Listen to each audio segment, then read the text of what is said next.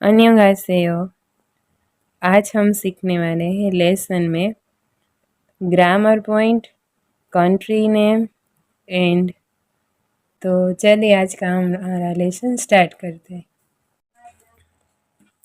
तो grammar point है रिल and ill, reel and इल। तो रिल एंड इल का इस्तेमाल कब होता है, यूज़ कब होता है? जब वाक्य में, सेंटेंस में कोई ऑब्जेक्ट आ रहा हो, ऑब्जेक्ट के साथ, ऑब्जेक्ट के साथ होता है रिल और इल का इस्तेमाल।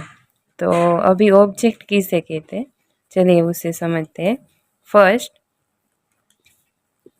अगर मैं कहूँ मैं खाना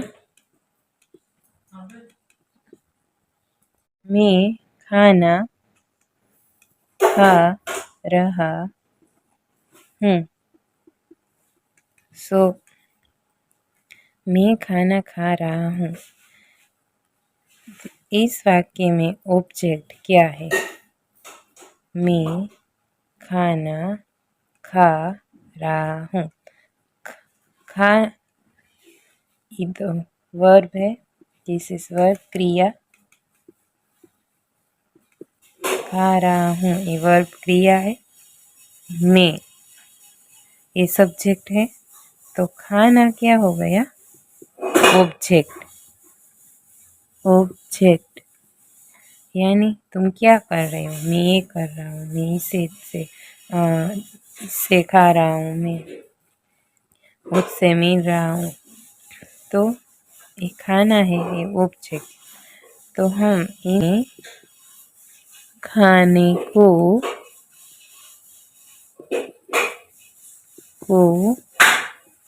खा रहा हूँ,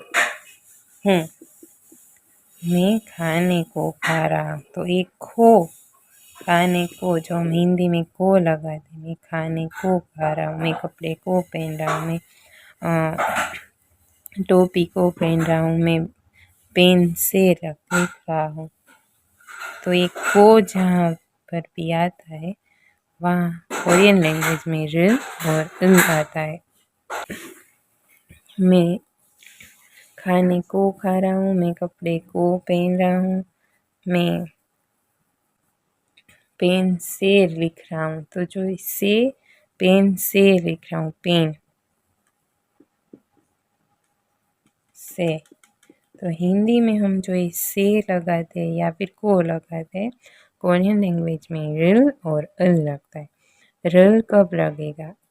जब कोई भी, जब पाछिम आ रहा हो तब इल, और पाछिम नहीं आ रहा हो तब रिल। इसका भी मैं अभी एग्जाम्पल पे आपको सिखा दूंगी। बट आपको ये याद रखना है कि हम हिंदी में जैसे को और से याद रखते हैं, वैसे ही कोरियन लैंग्वेज में को और से की जगह पर रिल और अल का इस्तेमाल होता है। तो चलिए इसके एग्जाम्पल देखते हैं और स्टार्ट करते हैं। तो आज का ग्रामर पॉइंट यानी कि मूनबोम में इल और रिल नाउन के साथ लगेगा। इल और रिल कब लगता है? विथ पाछिम। अगर पाछिम आ रहा है नाउन में, नाम के नीचे, तो इल लगेगा, और विदाउट पाछिम यानी कि पाछिम नहीं आ रहा तो रिल लगेगा। तो चलिए इसके एग्जाम्पल देखकर सीखते हैं। चेगुल, तो यहाँ पर चेक यानी कि बुक, तो नीचे ग, चेगुल, तो उसके साथ चेगुल अल लगा। देखिए फर्स्ट में। फिर सेकंड एग्जाम्पल देखिए, मोजा, तो मोजा, जा के नीचे कोई पाछिम नहीं आ रहा इसलिए रिल। फिर मूल, मूल में नीचे ल आ रहा है इसलिए हम इसके साथ इल लगाएंगे। हग्यो, तो हग्यो में नीचे कोई भी पाछिम नहीं आ रहा इसलिए उसके साथ रिल लगेगा। आप एक एक एग्जाम्पल देखते जाइए और इसे समझने की कोशिश कीजिए कि कब अल लगेगा और कब रिल लगेगा। देखिए इसमें राहुल शी रिल, तो राहुल शी के साथ शी के नीचे कोई भी पाछिम नहीं आ रहा है, इसलिए रिल।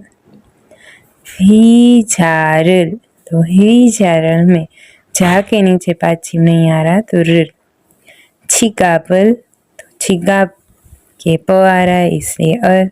उयु में रिल।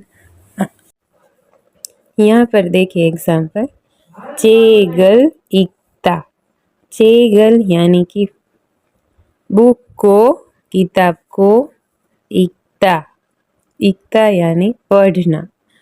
तो किताब पढ़ना कहे या फिर किताब को पढ़ना कहे, दोनों एक ही मीनिंग होता है, लेकिन कोरियन लैंग्वेज में को की जगह हम दूसरी तरह से सीखे तो हम कहेंगे क्या कर रहे हो, तो हम उसका आंसर देंगे किताब को पढ़ रहा हूँ। तो जो हम बोलते हैं किताब को पढ़ रहा हूँ, तो हम किताब के साथ को लगाया हमने, वैसे ही कोरियन लैंग्वेज में अल और रल को लगाते हैं। को या फिर कहीं कहीं पर से मैं मोजा यानी कि टोपी, टोपी को पहन रहा हूँ, तो हम कहेंगे मोजारल, मोजारल। ओके। मैं दूध को पी रहा हूँ, तो दूध यानी मिल्क, मिल्क को कहेंगे उयू, तो उयू रिल। ओके। तो अब नेक्स्ट एग्जाम्पल देखते हैं। ख्वाइल सादा, फल खरीदना। ख्वाइल यानी फल, उसके साथ अल लगेगा तो प्रोनाउंस करेंगे हम उसे ख्वाइल। ख्वाइल सादा यानी खरीदना, फल को खरीदना, ख्वाइल सादा, फल को खरीदना। तो को की जगह हमने किसे रखा है, उल, क्योंकि पाछिम में ख्वाइल में नीचे ल आ रहा है। ओके। ख्वाइल सादा, फल खरीदना, ख्वाइल सादा। योंगवार फोदा, योंगवा यानी मूवी, मूवी को देखना, योंगवार फोदा, फोदा यानी देखना, योंगवार फोदा मूवी को देखना। तो को की जगह यहाँ पर रिल क्यों इस्तेमाल हुआ, क्योंकि योंगवा, वाह में नीचे कोई भी पाछिम नहीं आ रहा है, इसमें योंगवार फोदा मूवी को देखना, फिल्म को देखना, योंगवार फोदा। सागवारल मोक्ता, सागवारल मोक्ता, सागवा यानी सेब, एप्पल, तो सेब को खाना, इसे कोरियन लैंग्वेज में हम किस तरह से कहेंगे, सागवारिल मोक्ता। सागवा में रिल लगा क्योंकि ग्वा के नीचे कोई पाछिम नहीं आ रहा, सागवारिल मोक्ता, मैं सेब को खा रहा हूँ। इस वाक्य में हम सेब को, जिसे हिंदी में को, किसी ऑब्जेक्ट को इंडिकेट करने के लिए रिल और अल का इस्तेमाल होता है। तो सागवारल मोक्ता। ओके। कोफीरिल मासीदा, कोफीरिल मासीदा, कॉफी यानी कि कॉफ़ी, तो कोफीरिल मासीदा, कॉफ़ी को पी रहा हूँ, कॉफ़ी को पीना। तो को की जगह हम रिल और अल का इस्तेमाल करते हैं।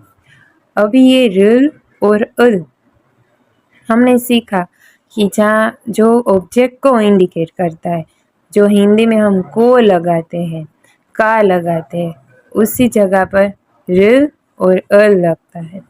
तो ध्यान रखें कि कब अल लगाना है और कब रिल लगाना है। आप हांगुल सीख गए, आप कोरियन पढ़ना सीख गए, आप इससे पहले जो हमने ग्रामर पॉइंट सीखे वो सीख गए। इसके बाद ही इस ग्रामर पॉइंट को सीखने की कोशिश कीजिए, जिससे आप ज़्यादा इसे आसानी से समझ सके। ओके। तो अब हम नेक्स्ट हमारे लेसन में जो हम कोरियन लैंग्वेज सीख रहे हैं उसमें आगे बढ़ते हैं। अब इस वाक्य में देखिए, नानन नोरिल छुआए, नानन नोरिल छुआए, नानन यानी मैं, नो यानी तुम, रिल को छुआए पसंद करता हूँ, नानन नो रिल छुआए मैं तुमको पसंद करता हूँ। तो इस वाक्य में देखिए हमने रिल का इस्तेमाल किया। यहाँ पर ऑब्जेक्ट कौन है? यू, तुम। तो हम उसको इंडिकेट करते हैं, उसे दिखा दे तुम में, तुमको, तो हम सामने वाले को इंडिकेट कर रहे हैं, इसलिए इंडिकेट के लिए रिल और अल का इस्तेमाल होता है। तुमको पसंद करता हूँ, मैं तुमको, तो जो हम हिंदी में को लगाकर इंडिकेट करते हैं, दर्शाते हैं, उसी जगह पर कोरियन लैंग्वेज में रिल और अल दिखाया गया है।